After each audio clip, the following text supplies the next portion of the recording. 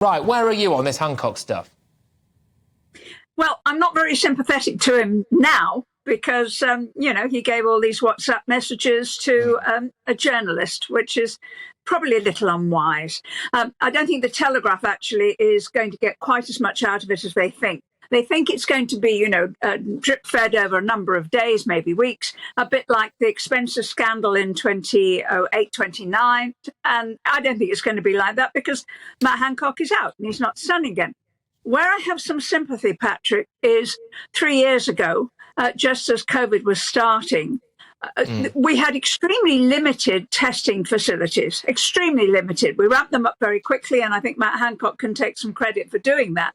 But then you've got to choose. You may well be told you should be testing people coming out of hospital or going into care homes. Now, yes, indeed. But actually, who are the priorities? The priorities are the staff who are looking after people in hospital and trying to save those lives. That was the priority at the time. Where do you think the public will come down on this? Do you think they'll look at the 43,256 COVID-related deaths in England alone between March 2020 and January 2022, and they will look at Matt Hancock and say, you should have done more to deal with that? Or do you think that the public will look at this and go, we kind of knew this already, hindsight is 2020, and we all just want to move on from this now? What do you reckon the public's going to decide?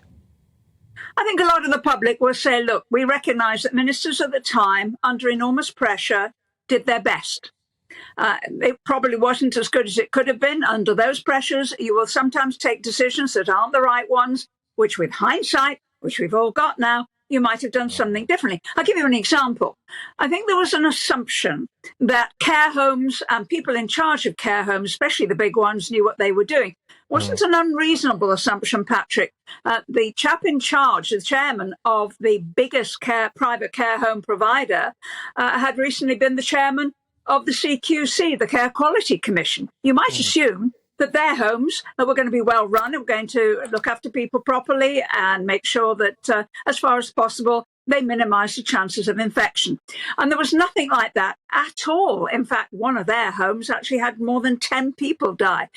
We rather assumed, I think, that the care home side of things could look after itself. It turned out that that was a big mistake and we lost a large number of people.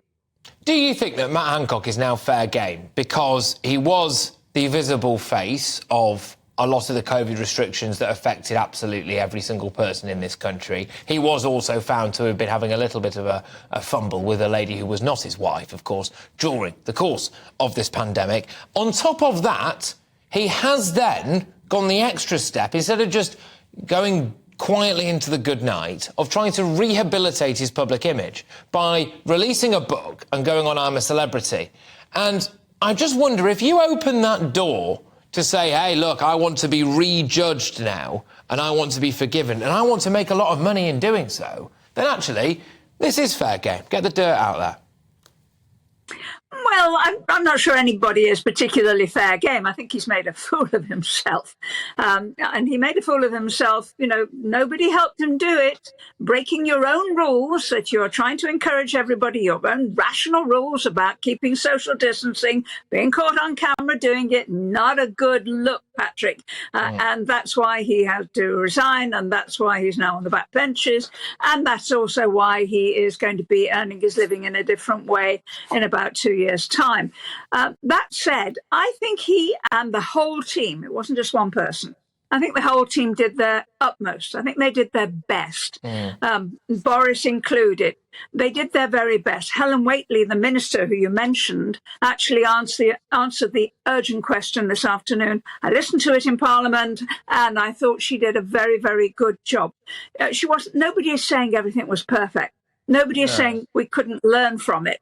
But to roll the clock back and try and do things differently is impossible